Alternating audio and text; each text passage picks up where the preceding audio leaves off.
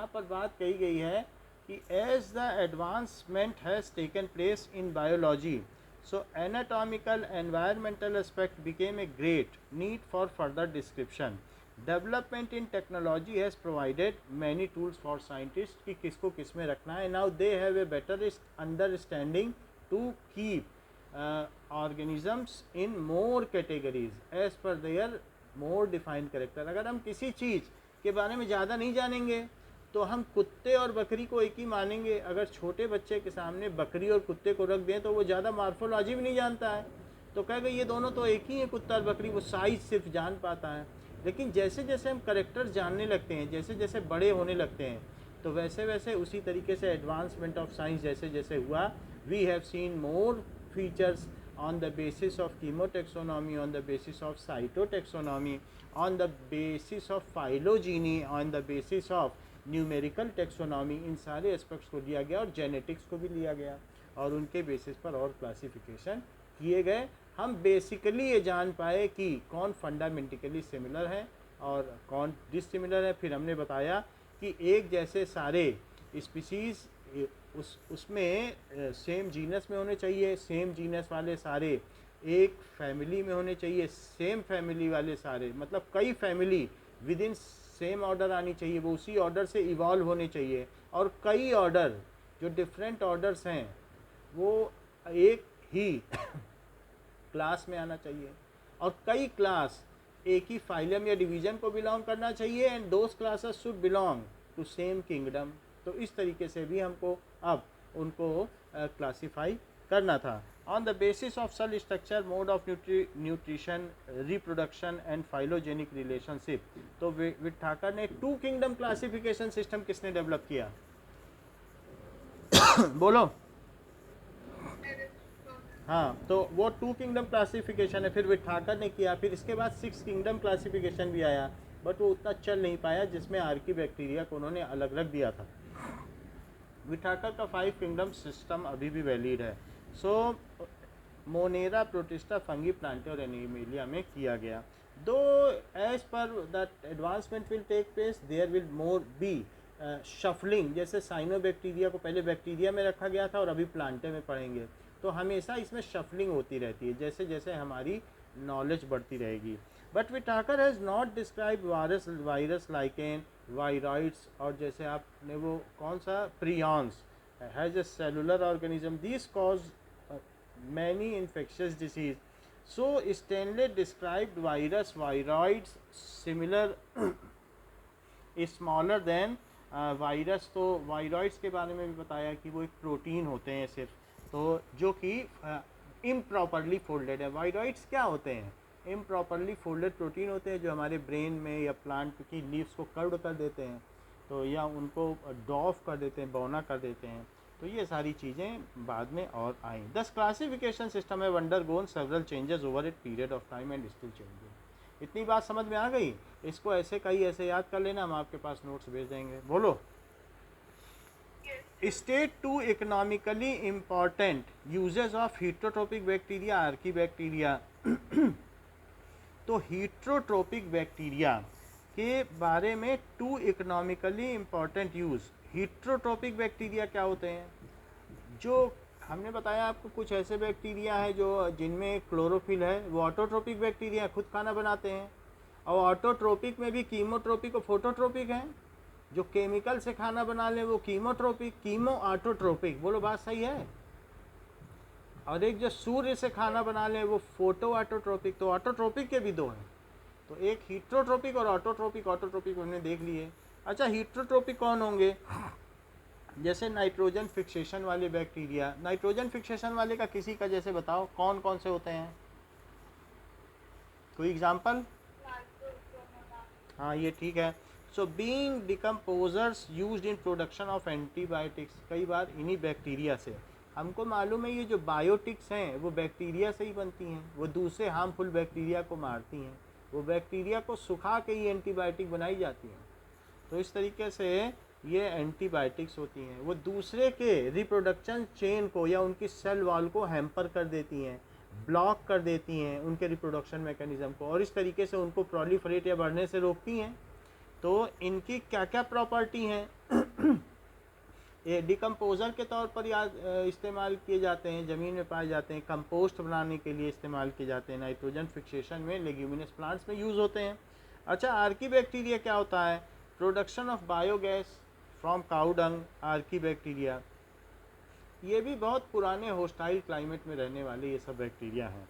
Lives in guts of ruminant animal and help them in digestion of starch. तो वो cellulose खाते हैं, starch तो आसानी से गलाया नहीं जा सकता। हम लोग रुई खाएंगे, कॉटन खाएंगे, क्या तो पचा लेंगे, लेकिन गाय कपड़ा खाती है तो वो पचा लेती है। कागज़ खाएगी तो पचा लेगी, लकड़ी खाएगी तो पचा लेगी। कैसे पचा लेगी? वो तो स्टार्च होता है उसमें, उसमें तो सेलुलोज होता है, because of this Archie bacteria. तो आर्की बैक्टीरिया क्या करते हैं, अगर वो कपड़ा खाती है तो उससे भी वो एनर्जी ले सकती है। उसकी तो 50 मीटर लंबी एलिमेंट्री कैनाल है, आहार नाल 50 मीटर लंबी है। तो इस तरीके से जो रूमिनेंट है, रूमिनेंट का मतलब है जो जुगाली करते हैं, जल्दी जल्दी खाना खा लेंगे और उनके अंदर एक र्यूमेन होता है, फिर बाहर खाना निकाल के उसे अच्छे से चबाएंगे, क्योंकि थोड़ी देर के लिए उनके सामने खाना आता है। अगर धीरे धीरे खाएंगे तो खाना चला जाएगा सामने से, तो इसलिए उन्होंने सर्वाइवल का एक नया तरीका अपनाया है। So ruminant animals help in digestion of starch. तो आर्की बैक्टीरिया बताओ, हीटरोट्रोपिक बैक्टीरिया के दो क्या काम है और आर्की बैक्टीरिया के दो क्या काम है? Heterotrophic bacteria are, are helpful in nitrogen fixation हाँ, and they are also used in production of antibiotics. सही बताया। अब ये बता दो आर्की बैक्टीरिया का काम। It is used in production of biogas. और दूसरा?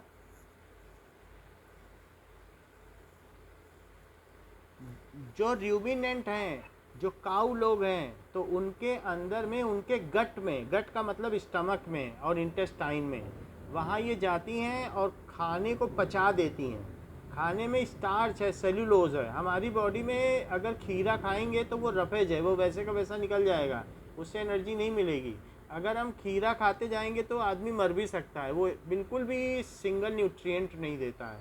लेकिन यही गाय लोग अगर खीरा खाएंगी, ककड़ी खाएंगी, घास खाएंगी, कपड़ा खाएंगी, रुई खाएंगी, कागज़ खाएंगी, तो वो उनको डाइजेस्ट कर सकती हैं। और उनको डाइजेस्ट करने में कौन मदद करता है? बोलो। अरे रूमिनेंट तो वो खुद ही होते हैं, वो रूमिनेंट हैं।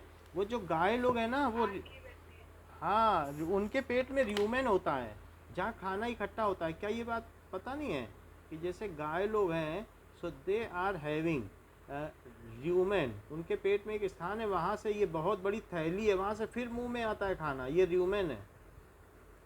और इसकी वजह से तो इन्हें र्यूमिनेंट कहते हैं गाय लोगों को। बोलो, बात समझ में आई? Yes, तो ये र्यूमिनेंट तो जानवर का नाम है ना, जो जुगाली करते हैं, मुंह चलाते रहते। नहीं, गाय के पास कभी गई होगी नहीं, तो वो ये करते हैं, जुगाली इसका नाम है। हिंदी में ज़्यादा समझ में आ जाएगा, मुंह चलाते रहना, बाद में उसको पचाना। सो इस तरीके से ये होता है। अब देखो अगली बात। नाउ कहा गया है कि what is the nature of cell wall in diatoms? So diatomaceous, diatoms किसका डिवीजन है? किसका? Christophyte. That is chrysophyte. और क्रिस्टोफाइटा किसके अंडर में आते हैं? Protista. प्रोटिस्टा में। तो डाईएटोमेशियस का मतलब है उनकी जो सोप लाइक स्ट्रक्चर होता है, और इसीलिए डाईएटोमेशियस अर्थ कही जाती है। जैसे सोप केस होता है तो सेल उसके अंदर रहता है, और सिलिका होती है डाईएटम। सिलिका का मतलब समझती हो? बालू। जो राजस्थान या जैसलमेर की बालू है वही सिलिका है, SiO2। तो उस तरीके की रहती है। सो इसमें 2 ओवरलैपिंग सेल्स होती हैं fitting together. It is very tough. It is embedded with silica. It is designed with 5 ridges, lines, pores, and outer wall is called epitheca, while inner is called hypotheca. तो जैसे epidermis, hypodermis और endodermis, हम लोगों में 3 त्वचा होती है। सबसे बाहर की स्किन को क्या कहते हो? डर्मिस को त्वचा कहते हो, स्किन कहते हो? तो जो आउटर स्किन है इसको क्या बोला जाएगा? एपिडर्मिस। और जो इसके अंदर फ्लैश है उसे क्या कहा जाएगा? नहीं नहीं, जो आपके हार्ट के ऊपर की जो डर्मिस है उसे एंडोडर्मिस कहा जाएगा। और बीच वाली को मनुष्यों में, ह्यूमन में मीजोडर्मिस और प्लांट में हाइपोडर्मिस कहा जाता है। 3 अलग अलग नाम हैं। जो सबसे आउटर है उसको क्या कहा जाएगा? तो आउटर स्किन किसी भी ऑर्गेनिज्म में, तो जो आउटर स्किन है वो एपिडर्मिस। और फिर अलग अलग और भी चीज़ें होंगी। तो इसके बीच वाली क्या है बताइए? डर्मिस। और जो ऑर्गन्स हैं उसके अंदर वाली क्या है? एंडो। और प्लांट में इसे क्या कहा जाएगा? हाइपोडर्मिस। मीजोफिल्स। प्लांट्स में मीजो कहा जाता है और हम लोगों में हाइपो। तो ये प्लांट्स है और ये एनिमल है। तो अब समझ में आ गया। तो खैर यहाँ पर इन्होंने प्लांट्स के ही नाम पे इसका नाम रखा है, हाइपोडर्मिस कह दिया। बीच वाले को दोनों कहा जा सकता है। तो बाहर वाले को एपिथिका और बीच वाले को क्या बोला जाएगा? हाइपो है तो हाइपोथिका। तो इस तरीके से सिलिका की सेल वॉल होती है और इसमें डिफरेंट तरीके की रिजेस होती हैं, पोर्स होते हैं, लाइंस होते हैं। अगर आप देखें तो डाई एटम का फिगर देखने से आपको पता चल जाएगा, छोटे छोटे उसमें शार्प एंड्स बने हुए हैं। डाई एटम्स जो इस तरीके से शंख की तरीके होता है, डाई एटम्स का हमने फिगर भेजा था, इस तरीके से होता है और उसमें यहाँ रिजेस बने होंगे। याद आ रहा है ऐसा फिगर? शोकेस ऐसा समझ में आई? तो जो हमने फोटो भेजे थे ये डाई एटम्स हैं। तो 5 रिजेस हैं और ये इनका सोप केस है जो कि SiO2 का बना हुआ है। तो पहले ये बहुत पाए जाते थे और इसी वजह से सब जगह बालू बालू बन गई और हमारी जो अर्थ है वो डाई एटोमेशियस हो गई। अगली बात समझिए कि नाउ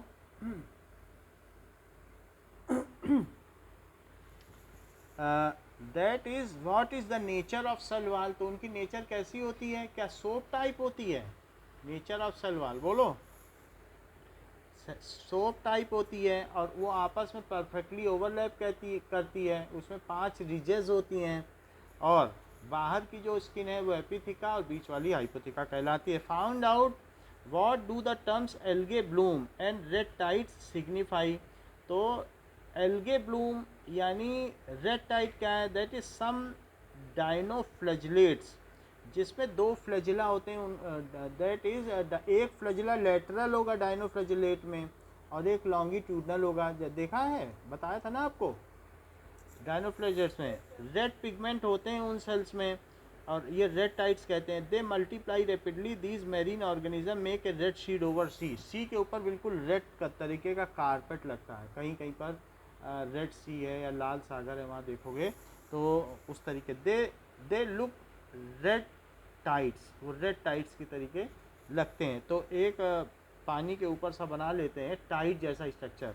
टाइड का मतलब कुछ नहीं है कि जैसे एक लहर है फिर पीछे दूसरी लहर है फिर तीसरी लहर है, वो उगते चले जाते हैं। तो लगता है जैसे रेड टाइड है। वो पानी में जो शैलो पोर्शन है जहाँ छिछला है समुद्र तल, सो बहुत ज़्यादा पानी नहीं है, वहाँ पे ये उग आते हैं और ये लगते हैं जैसे एक उगा रेड फिर दूसरा उगा। तो इस तरीके से उनकी ओवरलैपिंग होती है तो टाइड्स जैसे लगते हैं। So it looks like tides and it is called red tides. और दूसरा क्या बताया? Algae Bloom. So colonies of cyanobacteria. तो वो दैट इज़ ऑल्सो, ये प्लांट का ही किंगडम है। पहले अब ये इसमें दिखाया गया है, अदरवाइज जो भी है एल्गे अभी प्लांट किंगडम में आते हैं। ठीक है, पहले प्लांट किंगडम में उसे थैलोफाइटा कहा जाता था, अब उसे एल्गे का नाम दे दिया गया है। एल्गे, ब्रायोफाइटा, टेरिडोफाइटा और जिम्नोस्पर्म और एंजियोस्पर्म। प्लांट के कौन से 5 कैटेगरी हैं? तो देखो प्लांट में एल्गे, इसको 9th में आपने क्या पढ़ा था? थैलोफाइटा। फिर दूसरा क्या है? ब्रायोफाइटा। ऐसा लगता है जैसे इसमें लीफ और रूट है, डिस्क्रिमिनेटेड स्ट्रक्चर है, लेकिन होता नहीं है। तो थैलोफाइटा, ब्रायोफाइटा, फिर क्या होगा, टेरिडोफाइटा, फिर इसके बाद क्या होगा, जिम्नोस्पर्म, और फिफ्थ क्या होगा, एंजियोस्पर्म।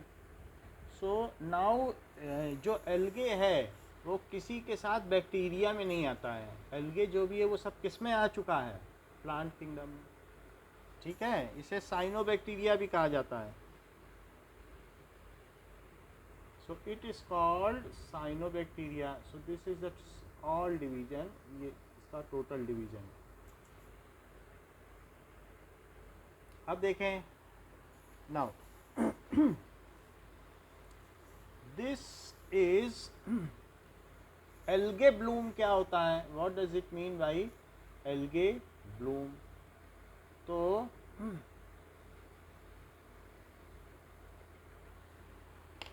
नाउ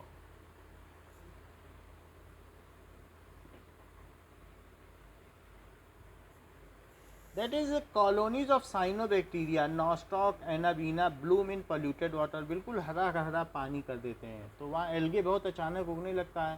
तो that is kind of algae Bloom. जैसे अभी बनारस का पानी हरा हो गया है, सो वहाँ अचानक क्या हुआ है, एल्गे बहुत ज़्यादा आ गए, so it is all water became green. So how are the viroids different from virus? Viroids और वायरस में क्या डिफरेंस है? दीज आर, वायरस तो बैक्टीरिया से भी छोटे हैं और उनसे भी छोटे हैं वायरस। वायरॉइड्स जो हैं वो वायरस से भी छोटे हैं। जो बैक्टीरिया हैं वो भी फाइन फिल्टर से क्रॉस हो जाते हैं, तो वायरस भी तो और आराम से क्रॉस हो जाएंगे, और ये भी और भी छोटे हैं। तो 0.5 माइक्रोन या माइक्रोमीटर इनका साइज है, इसका और छोटा है। जेनेटिक मटेरियल आरएनए या डीएनए है, जबकि इसमें आरएनए प्रेजेंट होगा। Protein coat made up of capsomers are present. तो इसमें क्या होता है, वायरस में आपको मालूम है कि ऐसे तरीके के हमने बताए थे कि प्रोटीन कोट ये इस तरीके से होते हैं, और जो बाहर की यूनिट है ये इसको कैप्सिड कहती हैं। जो बाहर की यूनिट है उसको क्या कहेंगे स्पाइरल वाले में,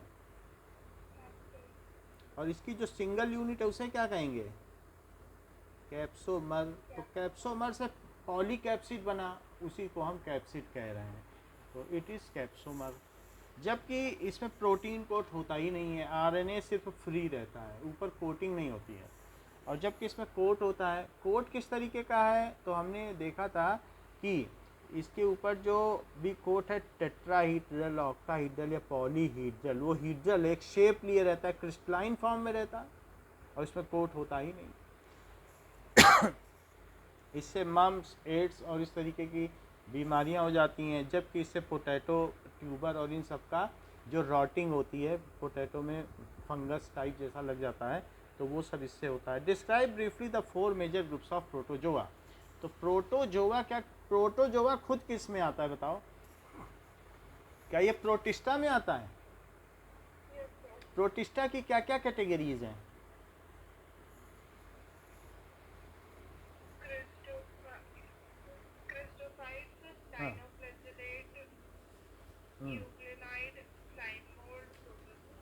तो जो प्रोटोजोआ है कह रहा है उसके सारे मेजर ग्रुप बताओ।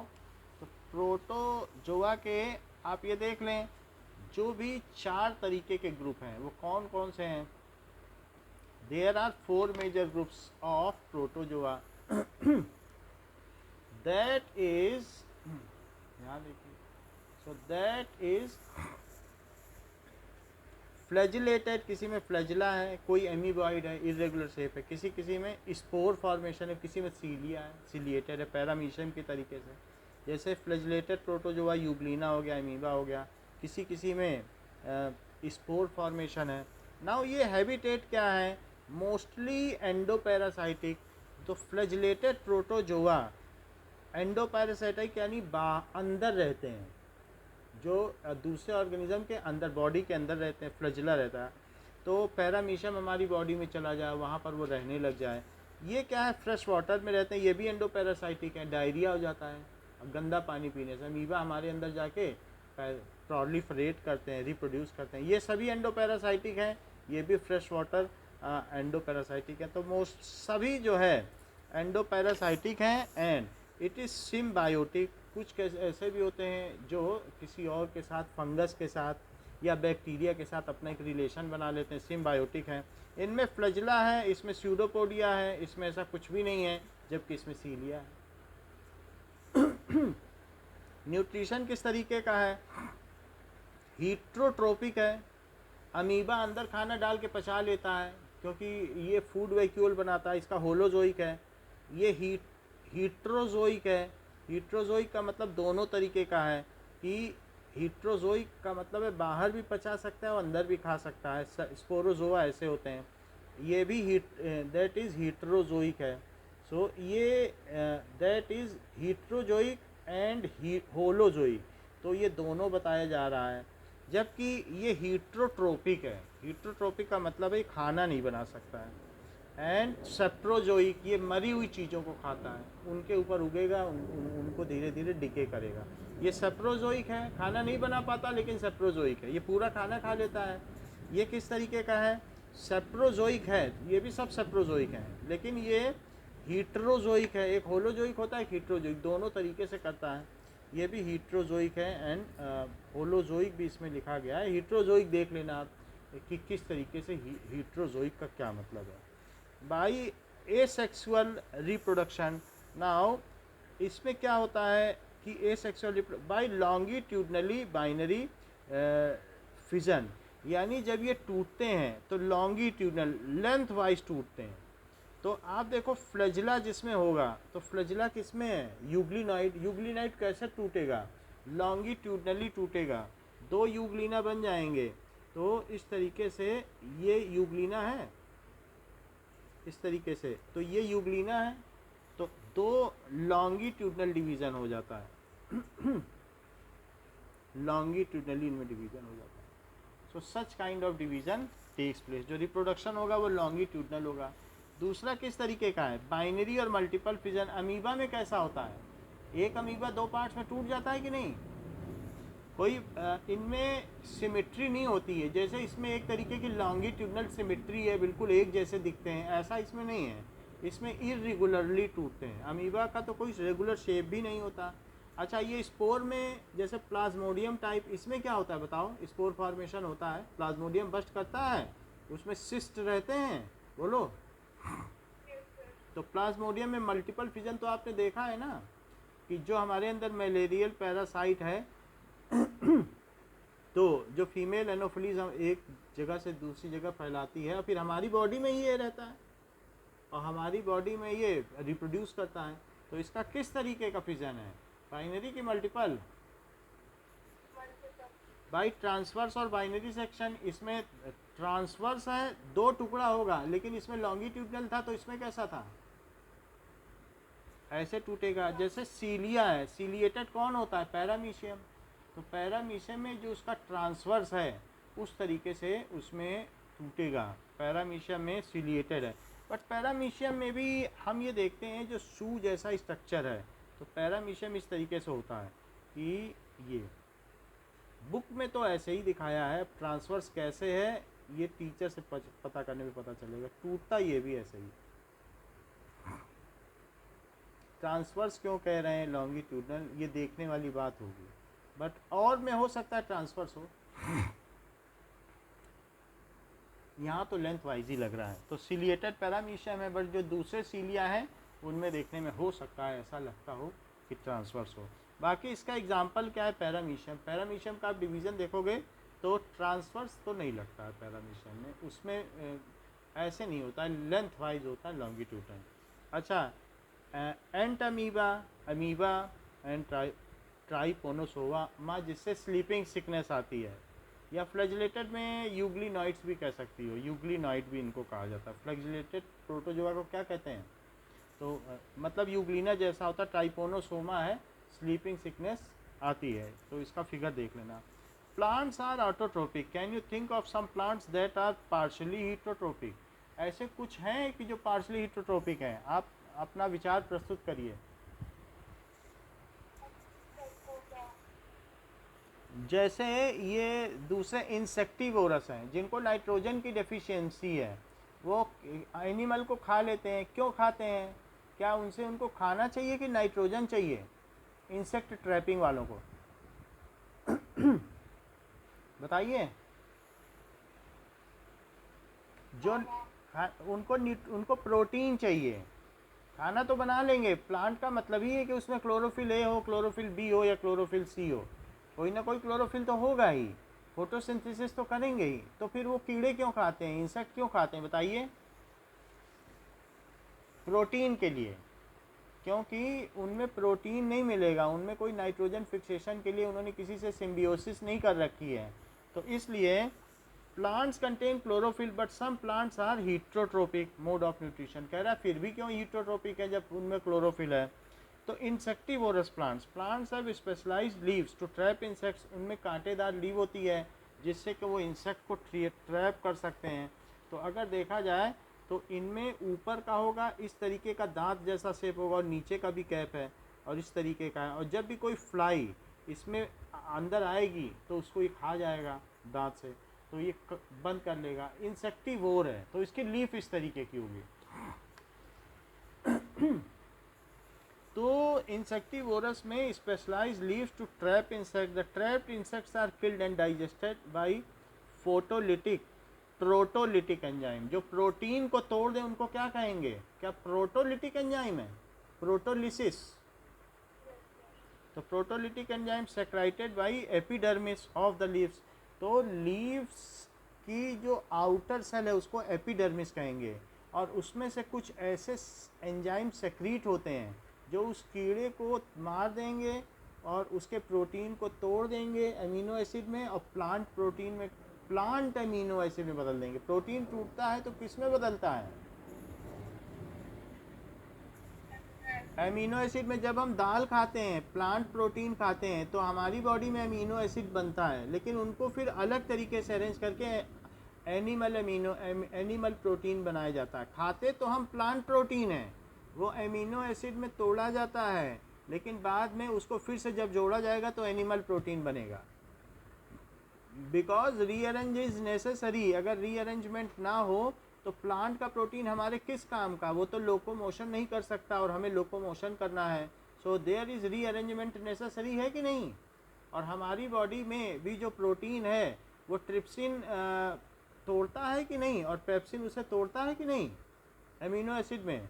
और बाद में वो प्रोटीन कहाँ जाके बनता है बताओ? क्या रफ एंडोप्लाज्मिक रेटिकुलम में, जहाँ राइबोसोम उपस्थित रहते हैं। क्योंकि राइबोसोम का क्या काम है? प्रोटीन बनाना। और वो कहाँ बनाते हैं?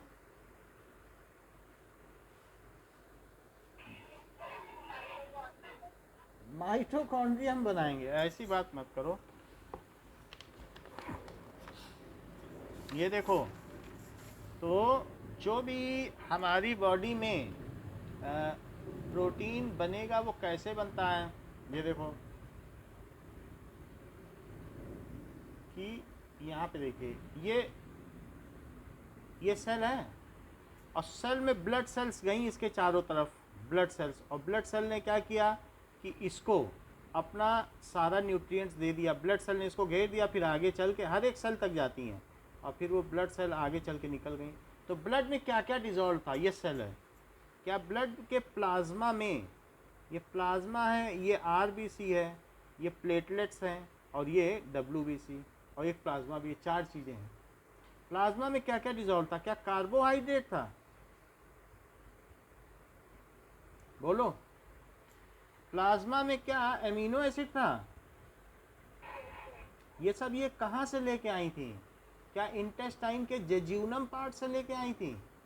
ड्यूओडिनम, जेजूनम और इलियम। जेजूनम से इन्होंने एब्जॉर्व किया था। क्या वहाँ से ये फैट लेके आई थी, फैटी एसिड्स और ग्लिसरॉल? ओके, तो क्या ये वहाँ से विटामिन एंड मिनरल्स लेके आई थी? कि क्या ये वहाँ से वाटर लेके आई थी? ये सब लेके आई थी कि नहीं? मिनरल का मतलब है के plus ion, Na plus ion, phosphate ion, calcium ion, ये सब लेके आई थी।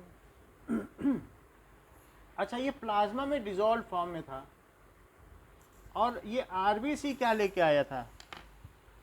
ऑक्सीजन लेके आया था क्या पल्मोनरी साइड से, बोलो? तो ये ऑक्सीजन है क्योंकि इसमें रेस्पिरेटरी पिगमेंट था, तो ये ऑक्सीजन लेके आया। और ये बताओ, ये जो सेल है, सेल के न्यूक्लियस के अंदर क्या होता है? न्यूक्लियोलस में क्या बनता है? क्या यहाँ से राइबोसोम बनते हैं? फिर वो राइबोसोम जाके कहाँ बैठ जाते हैं? अच्छी बात कही है। देखो, रफ एंडोप्लाज्मिक रेटिकुलम बना दे रहे हैं, इस पे बैठ गए। अच्छा, अब ये बताओ कि, और ये माइटोकॉन्ड्रिया है, तो कार्बोहाइड्रेट किसे दिया जाएगा? इसके पास बहुत सारी चीज़ें हैं, कार्बोहाइड्रेट कौन ले जाएगा? माइटोकॉन्ड्रिया को दे दिया जाएगा। कार्बोहाइड्रेट कौन लेगा? माइटोकॉन्ड्रिया इसका क्या करेगा? अच्छा, नई बात बताती हो। इसको तोड़ के एनर्जी प्रोड्यूस करेगा एडिनोसिन ट्राइफॉस्फेट के फॉर्म में। सो दैट इज, इसको लिया, और ये देखो कि इसने इसको तोड़ दिया तो 6 CO2 बना दिया, और क्या 6 वाटर बना देगा? और क्या 38 ATP एनर्जी दे देगा? मॉलिक्यूल्स। ये सब कौन करेगा? माइटोकॉन्ड्रिया। माइटोकॉन्ड्रिया क्या ग्लूकोज को ऑक्सीजन की मदद से तोड़ देगा? क्या इसे ग्लाइकोलिसिस कहोगी? अच्छा, ये जो 38 ATP एनर्जी बनाता है, क्या ये 32.6 किलो जूल पर मोल है? इतनी एनर्जी मिलती है। एक मोल ग्लूकोज टूटेगा, that is 180 gram. 1 mole glucose का तो मोलर मास पता है ना, तो कितनी एनर्जी मिलेगी? इतनी। और ATP बन जाएगा। जहाँ तक ATP की बात है, तो ATP में ट्राइफॉस्फेट होता है, जो कि हमने आपको पहले ही बता दिया था कि एडिनोसिन ट्राइफॉस्फेट किस तरीके से दिखता है। दैट आपको या तो याद हो कि कैसा दिखता है, नहीं तो हम आपको एक बार फिर से दिखा सकते हैं कि ट्राइफॉस्फेट किस तरीके का होता है। उसमें 3 फॉस्फेट जुड़े रहते हैं। So that is adenosine triphosphate. 3 phosphate जुड़े हों तो कह देना adenosine triphosphate. Now let us see what is this kind of ये। तो अब ये जरा देखो, यहाँ पर हम आपको दिखा देते हैं। जरा यहाँ आपकी नज़र जा रही हो तो याद आ रहा हो कि बताओ ये चीज़ कभी बताई गई आपको कि 3 फॉस्फेट हैं और एडिनोसिन बगल में बना है? बोलो, दिखाई पड़ा? 3 फॉस्फेट हैं कि नहीं? PPP। और ये एडिनोसिन ऊपर दिख रहा है, ये क्या दिख रहा है? एडिनोसिन। और ये क्या है? ये ऑक्सीराइबोज है कि डीऑक्सीराइबोज? 5 की है सीरीज, देख लो। तो इस तरीके से ये डीऑक्सी, ये H है, इस पोर्शन पे HH जो भी होगा तो डीऑक्सी, ठीक है। तो एडिनोसिन ट्राइफॉस्फेट समझ में आ गया। 2 फॉस्फेट में एक और फॉस्फेट जोड़ने के लिए माइटोकॉन्ड्रिया को इस एनर्जी की ज़रूरत पड़ती है, जो इसके सिस्टर्न है, जो फोल्डेड स्ट्रक्चर है, उसमें ये काम होता है। ये एनर्जी कहाँ यूज़ करेगा? जो ये एनर्जी यहाँ पे दी जा रही है वो कहाँ यूज़ करेगा? क्या तीसरा फॉस्फेट जोड़ने में यूज़ कर लेगा? जैसे शुगर मॉलिक्यूल, तो ये शुगर मॉलिक्यूल है, इसमें सब CC है, फिर इसके बाद यहाँ पर CH2 है, और फिर इसके बाद फॉस्फेट के हैं, तो यहाँ पर फॉस्फेट है, दैट इज़ OH, फिर यहाँ पर फिर P है, फिर OH और फिर P है। तो ये चीज़ जो एडिनोसिन ट्राइफॉस्फेट होती है, 3 P हो जाएंगे, और ये OH, और साथ में इसके इधर एक और यूनिट लगी है जिसको कि एडिनोसिन कहेंगे।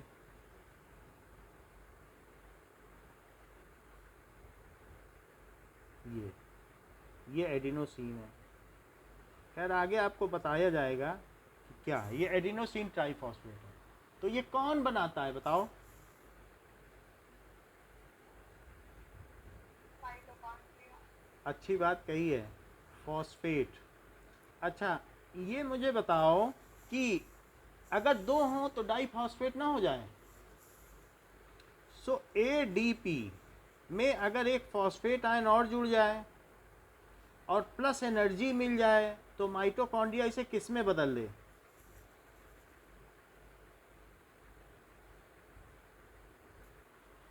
बोलिए, क्या एटीपी में बदल दे? एडिनोसिन डाइफॉस्फेट में एक फॉस्फेट जोड़ के वो किस में बदलेगा?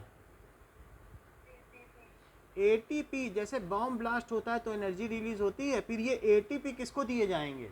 माइटोकॉन्ड्रिया एटीपी बना देगा, क्योंकि यहाँ बहुत सारे फॉस्फेट मॉलिक्यूल तैर रहे हैं, इसके अंदर तैरते रहते हैं, तो वो इनसे मिलके बना देगा। और जब एटीपी बना देगा तो वो किसको देगा? क्या सबको देगा? लाइजोसोम को देगा, क्या सेंट्रियोल को देगा, या गाल्जी अपरेटस को देगा, या एंडोप्लाज्मिक रेटिकुलम, सबको देगा? और सेल मेम्ब्रेन हर एक चीज़ को काम करना है। तो ये एटीपी एक एनर्जी है, क्योंकि उसने एनर्जी को यूज़ करके बनाया। जैसे सोलर एनर्जी को यूज़ करके खाना बनाया जाता है, इस तरीके से इसने इस एनर्जी को यूज़ करके एटीपी बना लिया। क्या ये एनर्जी करेंसी है? तो अब ये एनर्जी करेंसी सबको दे देगा, इसको एटीपी देगा। जरा ये देखो, इसने बना लिया इस माइटोकॉन्ड्रिया ने, अब ये सबको बांटेगा, गाल्जी ऑपरेटर्स को भी देगा, सबको दे देगा, इसको भी एटीपी देगा, बोलेगा ये लो एटीपी यूज़ करो, अपना काम करो। हमें ग्लूकोज मिला था, ब्लड ने ला के दिया था, और ब्लड ने हमें ऑक्सीजन भी दी थी, और देखो मैंने एटीपी बना दिया। ब्लड ही ने ला के दिया सर, ब्लड ने लंग्स से, पल्मोनरी साइड से ऑक्सीजन ला के दी, और इंटेस्टाइनल साइड से ग्लूकोज ला के दिया, और माइटोकॉन्ड्रिया को दिया कि तुम अपना काम करो। अच्छा, तो इसने एटीपी इसे दे दी। अब ये जब एटीपी को यूज़ करेगा तो वास्तव में ये फिर से क्या एडीपी बना देगा, और इसको फिर से वापस कर देगा कि लो मैंने एडीपी बना लिया, अब जाओ खर्च हो गई, फिर से बनाओ एटीपी। बोलो, पैसा आपको दिया और आपने खर्च कर दिया, तो पापा फिर से पैसा देंगे। तो जब खर्च हो गया आपको, तो ये खर्च कर दिया, इसने एटीपी बना दी। ऐसे ही ये न्यूक्लियस को भी एटीपी देगा, और लाइजोसोम को भी देगा, और एंडोप्लाज्मिक रेटिकुलम को भी देगा। अच्छा ये बताओ, जो ब्लड अब यहाँ पर अमीनो एसिड लेके आया है, ये अमीनो एसिड किसे दिया जाएगा?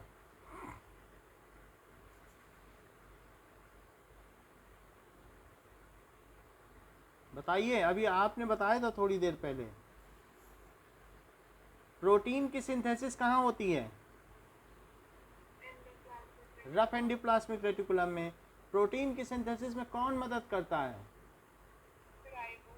राइबोसोम। कहाँ बनता है? तो ये जो एमिनो एसिड है ये किसको दे दिया जाएगा बताओ? रफ एंडोप्लाज्मिक को।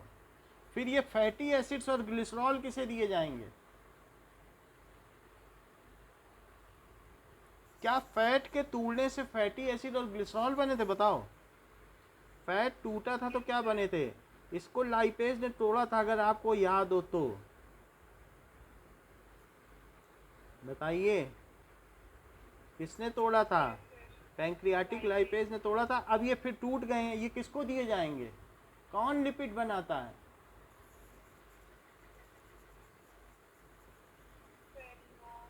बोलो, स्मूथ एंडोप्लाज्मिक रेटिकुलम। कौन बनाता है? तो ये दोनों किसको दे दिए जाएंगे? स्मूथ, ये है स्मूथ की नहीं, जिस पे राइबोसोम नहीं बैठा है, उसको दे दिए जाएंगे। और विटामिन, मिनरल्स और वाटर सब पूरा इसमें घूमते रहेंगे। अब आपको पता चल गया कि किस तरीके से प्रोटीन तोड़ा जाता है और बनाया जाता है, ठीक है ना? सेल में कैसे डिस्ट्रीब्यूशन होता है ये मालूम चल गया। अब हम वापस आते हैं अपनी पुरानी चीज़ पर कि नाउ देयर इज, तो कहाँ पर हम थे जहाँ से बात गड़बड़ हो गई थी? So let us see it.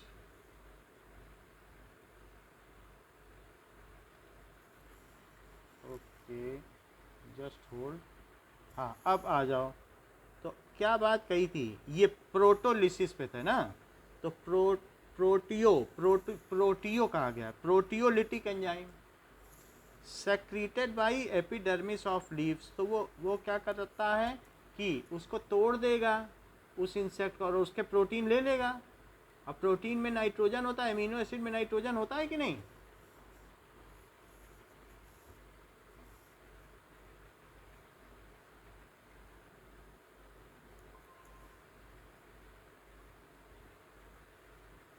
Okay, now कितनी बात हो गई।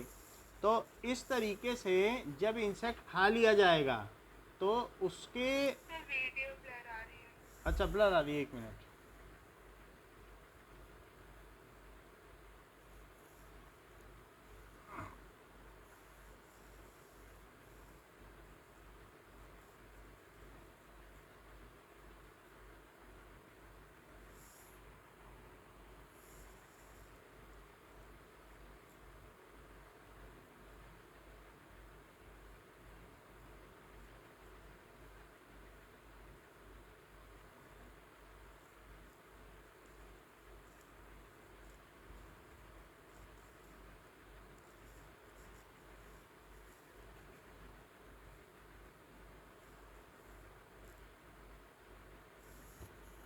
नाउ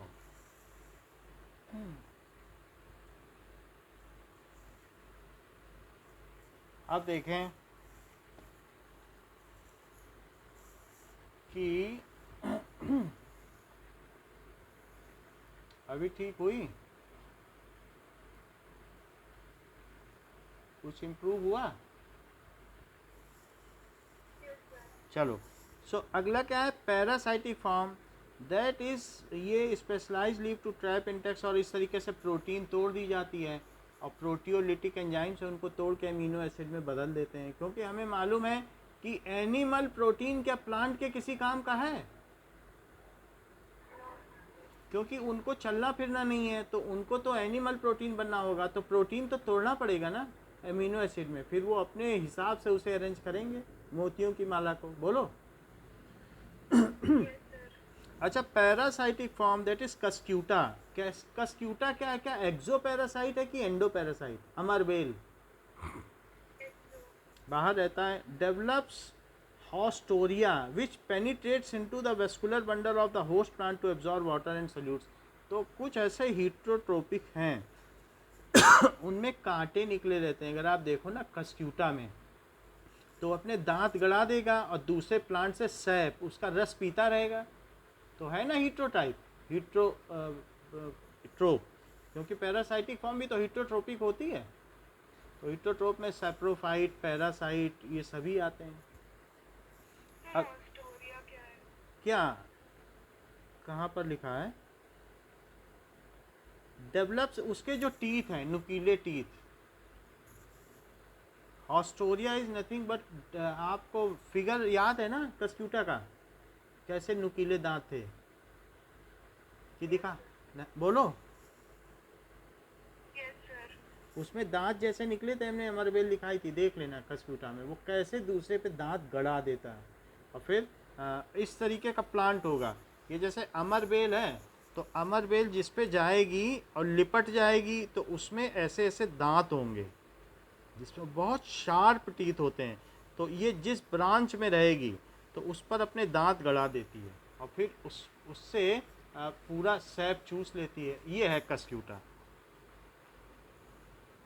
आप देख लीजिएगा वीडियो, इसका वो पिक्चर देख लीजिएगा तो समझ में आ जाएगा। ठीक, अच्छा देखो, What do the term phycobiont and mycobiont signify? तो phycobiont क्या है और mycobiont से क्या पता चलता है? तो देयर इज लाइकेन में दो चीज़ें हैं, एक तो एल्गे और फंगी है। तो एल्गे अभी तो आजकल ये प्लांट में आ गया है, तो द फंगल कंपोनेंट तो हो गया है माइकोबाइट, क्योंकि माइकोलॉजी, माइकोस का मतलब फंगी होता है, और एल्गे कंपोनेंट कहते हैं फाइकोबायंट। जो फोटोसिंथेसिस कर सके उसको फाइकोबायंट कहते हैं, उसी से ही फाइको वर्ड आया है। तो वो फाइकोबायंट है जो खाना बना सके। ओके, तो एल्गे कंपोनेंट है। Give a comparative account of the classes of kingdom fungi under the mode of nutrition and mode of reproduction, कि किस तरीके से जो किंगडम फंगी है, किंगडम फंगी में अगर हम देखें तो देयर आर वेरियस, ये है तो जस्ट होल्ड ना, किंगडम फंगी में क्या है, फाइकोमाइसिटीज, एस्कोमाइसिटीज, बेसिडोमाइसिटीज और ड्यूटीरोमाइसिटीज। हमने देखा है कि फाइकोमाइसिटीज हैं, एस्कोमाइसिटीज हैं, और जैसे म्यूकर हो गए, ये सब फाइकोज है, छोटे छोटे जिसमें स्पोर बनते हैं ना और स्पोर बस्ट हो जाते हैं, वो सब फाइकोमाइसिटीज है।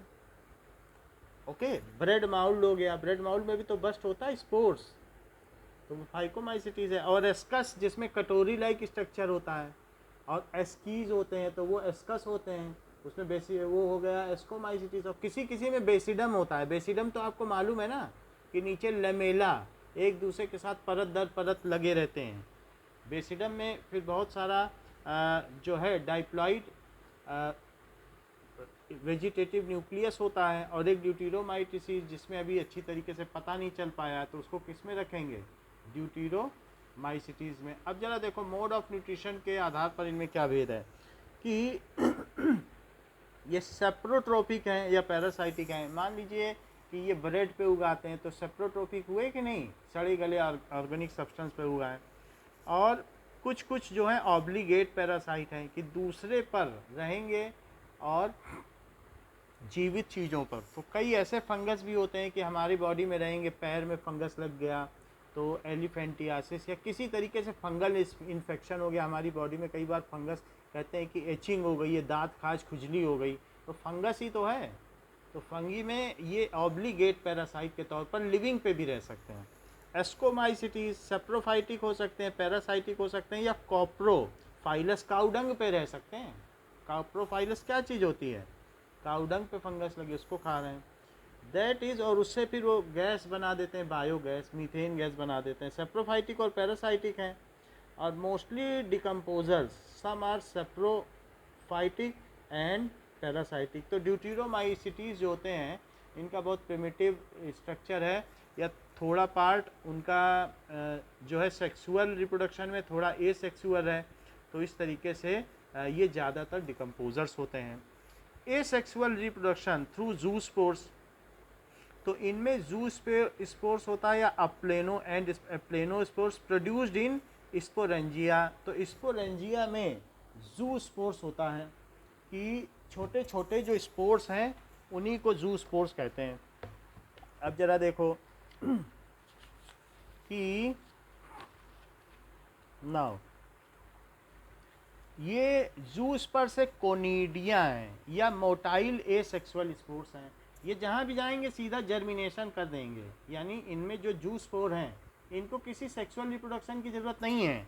ये किस तरीके से हैं, दीज आर मोटाइल हैं, और ये मोटाइल स्पोर्स हैं और नेकेड होते हैं, और इस तरीके से होता है। और ये हैप्लॉइडिक होते हैं। हैप्लॉइडिक का मतलब इनमें एन क्रोमोसोम होगा। फिर बाद में हैप्लॉइडिक हैं तो ये इनमें कहीं ना कहीं प्लाज्मोगेमी और कैरियोगेमी भी होगी, इसमें होगी। एसेक्सुअल मोड कहा तो एसेक्सुअल ज़्यादा इसके बारे में तो पता नहीं है।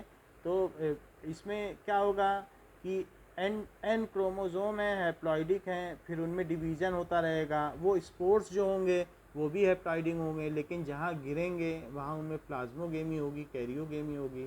फिर उसमें डाइप्लॉइड सेल बनेगा। फिर उसके बाद क्या होगा कि वो डिवाइड करेंगे वेजिटेटिवली। इसमें एसेक्सुअल स्पोर फॉर्म्ड है एस्कोमाइसिटीज में आउटसाइड स्पोरेंजियम। तो ये स्पोरेंजियम में इन चेन कॉल्ड कोनिडिया। तो कोनिडिया का मतलब क्या होता है कि इस तरीके से कोनिडिया होगा, तो उसमें एस्कस ये क्या होगा कि इसमें भी जैसा आपको बताया गया है कि मोड ऑफ रिप्रोडक्शन कैसा है। सो मोड ऑफ रिप्रोडक्शन यहाँ बताया गया कि एस्कोमाइसिटीज़ में आउटसाइड स्पोरेंजियम, इसमें डस्ट टाइप स्पोर्स पैदा होते हैं। Asexual spore formation. इसमें भी एसेक्सुअल रिप्रोडक्शन है, इसमें भी एसेक्सुअल रिप्रोडक्शन है। इसमें क्या है, जूस्पोर में है, इसमें एस्कस है। तो इस वजह से एस्कस के अंदर स्पोर फॉर्मेशन है। एस्कस का क्या मतलब है, एस्कस इस तरीके का स्ट्रक्चर होगा जो इसमें ये है, ये एस्कस है।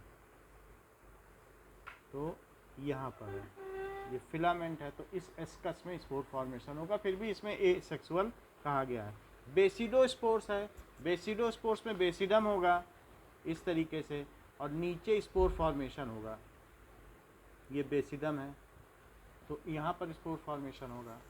तो बेसिडोस्पोर में एक क्लब शेप्ड बेसिडम एंड एक्सोजीनियसली, और इसमें जो चौथा है बाइकोनिडिया। कोनिडिया का मतलब जूस्पोर या डस्ट, बहुत छोटे छोटे स्पोर्स डस्ट हैं वो बाहर निकलेंगे, that is spore formation. Sexual reproduction by isogamy और रूगेमी, तो इसमें दोनों में सब कुछ होता है, जैसे हम लोग कह रहे हैं। तो ऐसा नहीं है कि मोड ऑफ रिप्रोडक्शन एसेक्सुअल भी है और सेक्सुअल भी, दोनों तरीके का है।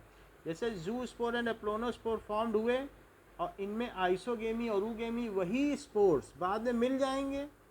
आइसोगेमी तो समझती हो, वही स्पोर दोनों मिल गए एक जैसे, आइसोगेमी में एक जैसे हो गए। बताइए, it is of similar type, फिर उनमें प्लाज्मोगेमी हो जाएगी और कैरियोगेमी हो जाएगी। समझ में आई बात की नहीं? तो आइसोगेमी भी हो सकती है और एन आइसोगेमी भी हो सकती है। कह रहा ऊगेमी, एक बहुत बड़ा दूसरा छोटा, वैसा भी हो सकता है। एक मोटाइल और दूसरा नॉन मोटाइल, और दोनों हैप्लॉइड, दोनों चीज़ें होती हैं फंगस में। सेक्सुअल भी होता है और एसेक्सुअल भी होता है, दोनों तरीके का। स्पोर निकला, उसने डिवाइड किया प्लाज्मोडियम के अंदर, तो वो उसका जो क्या है, रिप्रोडक्टिव ऑर्गन है, और रिप्रोडक्टिव ऑर्गन के अंदर वहाँ पर जो होगा, जो स्पोर बनेगा वो हैप्लॉइडिक है। जू स्पोर हैप्लॉइडिक होता है, और वो फिर हवा में वैसे ही उड़ता चला जाएगा। जू स्पोर इज हैप्लॉइडिक इन नेचर। बाद में जहाँ ये गिरेगा वहाँ पर इसमें क्या होगा, फिर प्लाज्मोगेमी हो जाएगी, फिर डाइप्लॉइडिक बन जाएगा, फिर वेजिटेटिव डिवीज़न होगा। समझ में आ गई बात? यहाँ पर fusion of compatible gametes plus and minus. तो इसमें क्या होता है कि दो तरीके के होते हैं। हमने देखा था कि एक से दूसरे में कुछ न कुछ जेनेटिक मटेरियल का ट्रांसफ़र होता है, तो F माइनस और F प्लस टाइप होते हैं। कंपेटिबल गेमीट्स सबसे सब में नहीं होता है।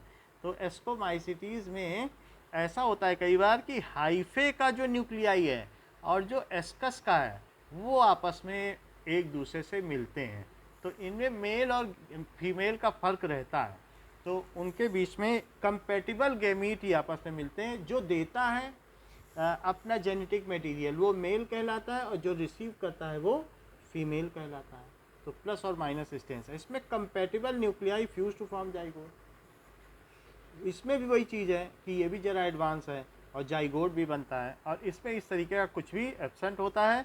जैसे इसका मोड हमें पता चलता है कि किस मोड का है, तुरंत इसको हम शिफ्ट कर देते हैं जो इसका करस्पॉन्डिंग एस्कोमाइसिटीज़ या बेसिडोमाइसिटीज़ जो अलग अलग डिवीज़न है वहाँ शिफ्ट कर दिया जाता है।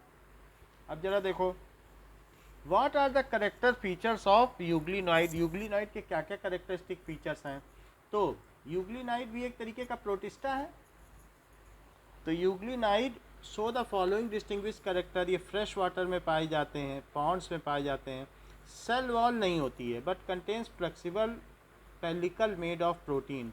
तो सेल वॉल नहीं है, और प्रोटीन का बाहर एक स्ट्रक्चर है। वैसे तो सेल मेम्ब्रेन प्रोटीन और लिपिड की होती है, लेकिन एक फ्लेक्सिबल पेलिकल प्रोटीन है जिससे इसकी आउटर कोटिंग है, सेल वॉल तो नहीं है। और यूनिसेलुलर है, सेल वॉल की ज़रूरत नहीं है।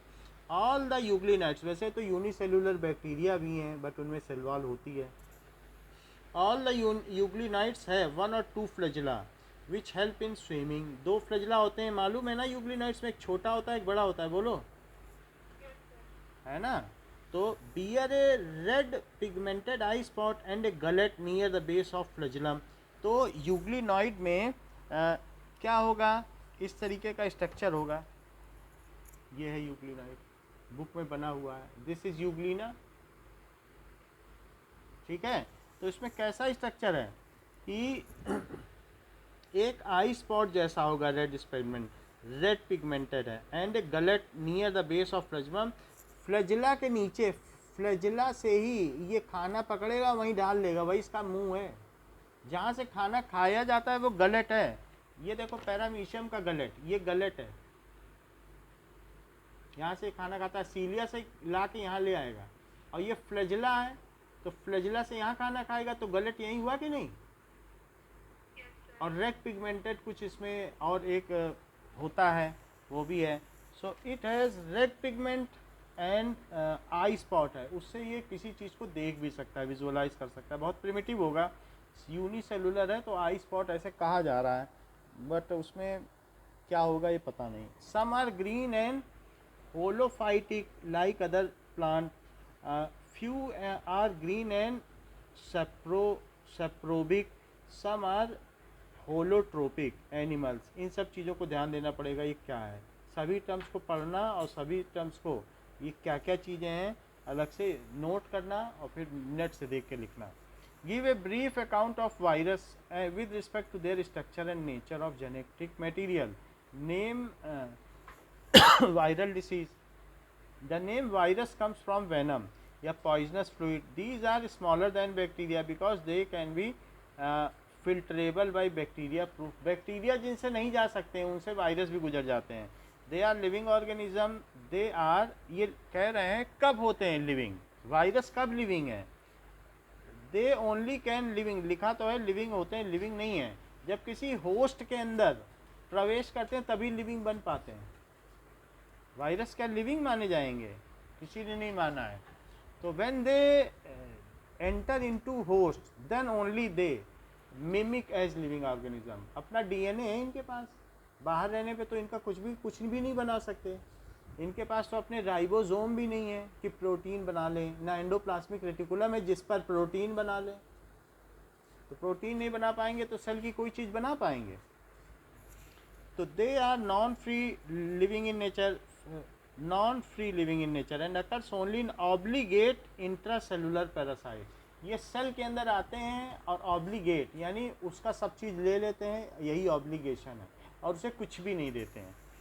Protein virus contains genetic material RNA and DNA, उसके ऊपर प्रोटीन की जैसे कैप्सिड की कोट है वो उसको कहते हैं protein virus. A virus is nucleo protein and genetic material, बाहर तो है तो उसके अंदर एक न्यूक्लियो प्रोटीन है, देखो न्यूक्लियस है और बाहर जो कोट है वो प्रोटीन का है, एंड जेनेटिक मटेरियल वो इन्फेक्शियस है। These are obligate parasite self replicating and non cellular, cell तो इनमें नहीं होती है। All plant virus have single standard DNA, plant के जो वायरस हैं वो सिंगल स्टैंडर्ड आरएनए होगा, एंड एनिमल वायरस में दोनों होंगे। जो सिंगल स्टैंडर्ड आरएनए है वो वायरॉइड्स होंगे जिसमें सिर्फ आरएनए हो और प्रोटीन कोट भी ना हो।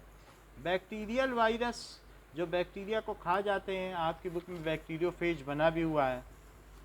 Is certainly it is certain mostly double standard. तो बैक्टीरियोफेज बैक्टीरिया को जो खा जाए वो किस तरीके का होगा, वो डबल स्टैंडर्ड होगा। The protein coat protect the nucleic acid, तो प्रोटीन कोट को कैप्सिड कहा जाता है जो कि कैप्सोमर की छोटी छोटी यूनिटों से मिलकर बना है। हेलिकल है कि नहीं, कैप्सोमर उन्हीं से बना है। अच्छा, these capsomers are arranged in helical और पॉलीहीड्रल ज्योमेट्रिक फॉर्म। पॉलीहीड्रल का मतलब है बहुत सारे फेज, जैसे आपकी बुक में बना है ना पॉलीहीड्रल, बहुत सारे फेज, प्रिज्म टाइप नहीं दिख रहा है, तो वैसी geometry. Virus cause disease, mumps, small pox, herpes, influenza और एड्स। कुछ बीमारियां जैसे हर्ब्स हो गई, एड्स हो गई, ये जानलेवा भी हैं। इन्फ्लुएंजा हम लोग को कॉमनली होता रहता है, सर्दी जुकाम, वो भी वायरस से ही है, ठीक है। In plant the symptoms can be mosaic, leaf चकत्तेदार वेरीगेटेड हो जाती है, लीफ रोलिंग हो जाती है, कर्लिंग हो जाती है, या वीन क्लियरिंग, वीन्स उसकी सब उसके अंदर का सैप खा जाता है। ड्रॉफिंग एंड स्टंट ग्रोथ, धीमे ग्रोथ होती है और छोटा पौधा होता है। कॉमन वायरल डिसीज़ क्या है, कफ एंड कोल्ड है, मम्स है, चेचक निकल आया किसी को, स्मॉल पॉक्स हो गया, मम्स में दाने निकल आते हैं पूरी बॉडी में, और इन्फ्लुएंजा।